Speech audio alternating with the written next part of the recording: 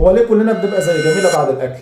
بعد شوية جايبة لعب وحاجات. الحقيقة إن الإحساس بالخمول والنعاس بعد الأكل طبيعي جدا لأسباب كتيرة، أولهم إن جسمنا بيوجه دم أكبر للمعدة والأمعاء عشان عملية الهضم، فبالتالي الدم اللي رايح للدماغ هيقل فهنحس بالخمول والنعاس. ثاني سبب هيبقى بنفس الفكرة، كل ما كان الأكل دسم وتقيل كل ما المعدة والأمعاء هيحتاجوا وقت أطول للهضم، فبالتالي هيزيد الشعور بالخمول والنعاس. ثالث وآخر سبب، لو الأكل كان فيه كمية كربوهيدرات أو نشويات كتيرة، خصوصا كمان لو كربوهيدرات بسيطة زي الحلويات مثلا، وده لأنها بتمتص بسرعة فترفع السكر في الدم، فيطلع الانسولين يدخله جوه الخلايا فيتحرق ويديك طاقه لفتره قصيره، هوب الطاقه تخلص فتحس تاني بالخمول والنعاس. طب نعمل ايه عشان ما نبقاش زي جميله كده بعد كل وجبه؟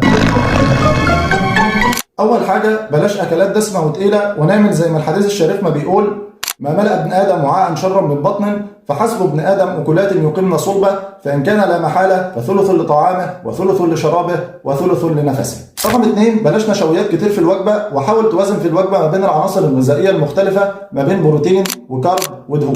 وهي بس كده، اعمل لي فولو وانتظر الفيديو الجاي ان شاء الله.